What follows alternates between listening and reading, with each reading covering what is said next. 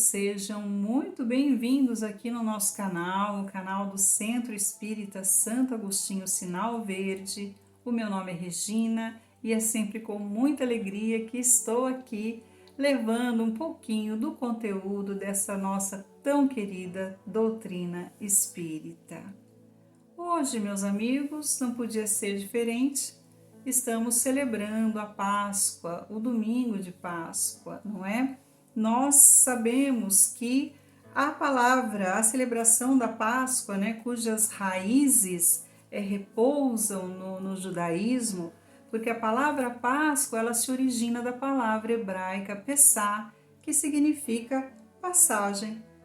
Quando os judeus celebram a libertação do seu povo da escravidão no Egito. Foram mais de 400 anos de escravidão no Egito. E então, nesta Páscoa dos judeus, eles celebram e fortalecem os seus laços espirituais com Deus, porque a Páscoa, propriamente dita, tem muito mais a ver com uma experiência espiritual. Tá? A Páscoa, propriamente dita, tem muito mais uma experiência espiritual. É um momento de introspecção, de reflexão. A Páscoa católica, ela refere-se à ressurreição de Jesus, não é? Após ali a sua morte na cruz. E com o passar do tempo foram sendo agregados ali algumas festividades politeístas, e aí apareceram os coelhinhos, os ovos, enfim, etc. E o que eu gostaria de trazer, falando sobre a ressurreição de Jesus, continuando nesse entendimento, nós sabemos, os evangelhos nos trazem que Jesus, depois da sua morte na cruz, após o terceiro dia, ele apareceu pela primeira vez a Maria de Magdala, não é? A Maria Madalena. E assim ele seguiu, né? Por mais algum tempo, atendendo os seus discípulos aqui e ali. E em um destes encontros, que foi o terceiro, aconteceu na praia, junto ali ao lago de Tiberíades. Simão Pedro, aquele que havia negado Jesus por 3 vezes, seja por medo, né, ou por insegurança, e mais algum deles estavam ali reunidos quando Simão decidiu pescar.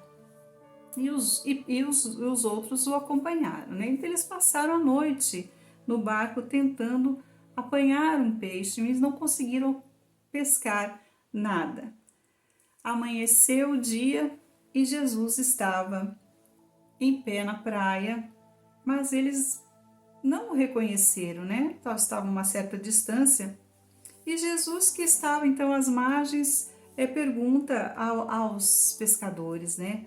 Jovens, acaso tendes algum peixe? E eles responderam negativamente, que não tinham conseguido pescar nada até aquele momento. Então foi o momento em que Jesus sugere que eles joguem as suas redes mais à direita do barco. E eles obedeceram e se extasiaram com a quantidade, com a abundância de peixes que eles haviam conseguido pescar.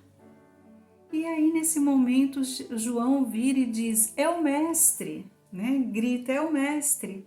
E sem pensar 2 vezes, Pedro atira-se nas águas e vem ao encontro de Jesus. E os outros ali seguiram, né, levando a embarcação até a praia. E lá chegando, Jesus já havia até preparado as brasas para que os peixes fossem assados e mais uma vez convida os seus discípulos a uma refeição. E nenhum deles ousava perguntar, se certificar se era de fato o mestre que estava ali, não é? Eles desconfiavam, mas ao mesmo tempo não tinham coragem de perguntar se era mesmo Jesus. E ali, aquele rosto, né, que alguns dias atrás estava extremamente melancólico, né, impregnado de melancolia, naquele momento reluzia e emanava aquele amor de sempre. E aí, nesse momento, Jesus vira-se a Simão Pedro por 3 vezes e pergunta: Simão, filho de Jonas, tu me amas mais do que estes? E Simão, todos sabemos que o amava profundamente. E aí ele responde: sim, Senhor, tu sabes que te amo. E Jesus lhe diz: apacenta, ou seja, dá o pasto, dá o alimento aos meus cordeiros. E mais uma vez Jesus pergunta: Simão, filho de Jonas, tu me amas? Sim, Senhor, tu sabes que te amo, respondeu Pedro. E Jesus diz: apacenta minhas ovelhas. E aí mais uma vez: Simão, filho de Jonas, tu me amas? E aí Pedro entristeceu-se e não conseguiu segurar as suas lágrimas, né? E responde a Jesus: Senhor, tu sabes tudo, tu sabes que te amo. E mais uma vez Jesus lhe diz: apacenta minhas ovelhas. Aqui, meus amigos, muito mais, né, nesse questionamento de Jesus, é muito mais profundo do que saber se Pedro o amava ou não, porque ele sabia que Pedro o amava. O que Jesus queria de fato é que Pedro se conscientizasse, que refletisse sobre esse amor, que vibrasse sobre esse amor, porque ele estava dando ali naquele momento àquele pescador a mudança de trajetória de toda a sua existência, de toda a sua vida. Por isso, pergunta a Pedro, e para que Pedro pudesse refletir de fato sobre aquele amor, aquele sentimento que ele trazia dentro de si, despertando, né? Alcançando novos valores ali naquela vida, para esta vida, na verdade, imortal. Estava incumbindo Pedro de apacentar os seus cordeiros, ou seja, de ensinar o caminho de elevação a este reino de Deus nos nossos corações, no coração de toda a humanidade. Então ele queria que Pedro se conscientizasse deste amor. Ensinou naquele momento a Pedro que somente quando nós fazemos esforços em vibrar esse amor, né, em desenvolver esse amor dentro de nós, é que seremos capazes de superar, assim, todos os desafios de nossa existência. E foi, de fato, muitos desafios que Pedro enfrentou para que pudesse levar adiante o Evangelho, levar adiante as mensagens de Jesus.